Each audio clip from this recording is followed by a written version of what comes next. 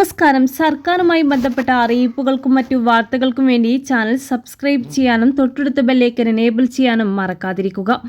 ഏറ്റവും സന്തോഷകരമായിട്ടുള്ള ഒരു പ്രധാന അറിയിപ്പ് നമ്മുടെ സംസ്ഥാനത്തും രാജ്യമെമ്പാടുമുള്ള കർഷകർക്കും ചെറുകിട നാമമാത്ര കർഷകർക്കും നാളെ ഉച്ചകഴിഞ്ഞാണ് 2000 രൂപ വീതം അക്കൗണ്ടിലേക്ക് ക്രെഡിറ്റ് ആകുന്നത്. പ്രധാനമന്ത്രി കിസാൻ സമ്മാൻ നിധി പദ്ധതിയുടെ കീഴിലുള്ള 23ാമത്തെ ഗഡുവിന്റെ വിതരണമാണ് നാളെ പശ്ചിമ ബംഗാളിൽ വെച്ച് കേന്ദ്ര സർക്കാർ നിർവഹിക്കുന്നത്.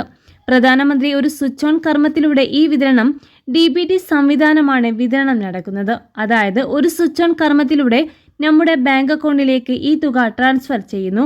അതൊരു ഔദ്യോഗികമായിട്ടുള്ള ഉദ്ഘാടന ചടങ്ങാണ് സ്വിച്ച് ഓൺ കർമ്മം എന്നുള്ളത്. പക്ഷേ ഉദ്യോഗസ്ഥർ അതേ സമയത്ത് തന്നെ DBT സംവിധാനം പ്രോസസ്സ് ചെയ്തിരിക്കും. ആധാറുമായി ലിങ്ക് ചെയ്തിട്ടുള്ള ബാങ്ക് അക്കൗണ്ട് ഏതോ അതിലേക്ക് 2000 രൂപ വീതം ക്രെഡിറ്റ് ആകുന്നതാണ്.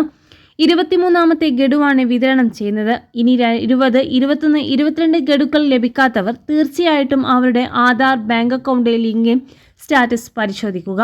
കാരണം പുതിയ അക്കൗണ്ടൊക്കെ ചിലപ്പോൾ പല കാര്യങ്ങളിൽ കൊണ്ട് ലോണിന് വേണ്ടിയോ മറ്റു സംവിധാനങ്ങൾക്ക് വേണ്ടിയോ അല്ലെങ്കിൽ നിലവിലെ ജോയിൻറ്റ് അക്കൗണ്ട് ആയിക്കോട്ടെ അത്തരം അക്കൗണ്ട് ഓപ്പൺ ചെയ്യുമ്പോൾ ആധാർ അവിടെയോ കൊടുത്തോ അക്കൗണ്ട് ഓപ്പൺ ചെയ്യൂ.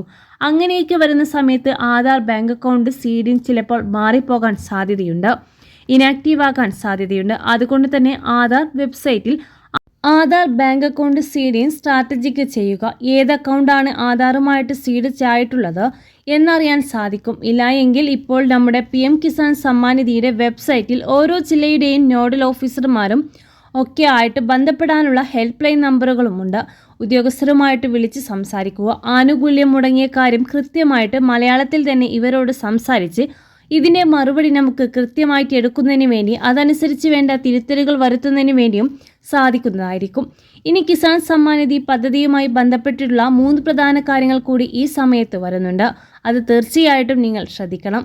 ഏറ്റവും ആദ്യത്തേത് ഈ വർഷത്തെ അതായത് 2026-27 സാമ്പത്തിക വർഷത്തിൽ PM കിസാൻ സമ്മാൻ നിധിയുടെ ആനുകൂല്യം വാങ്ങുന്ന എല്ലാ കർഷകരും വീണ്ടും അവരുടെ KYC അതായത് മസ്റ്ററിംഗ് എന്ന് പറയുന്ന സംവിധാനം ഒന്നും കൂടി ചെയ്യണമെന്നുള്ള ഒരു അറിയിപ്പ് വരുന്നുണ്ട്.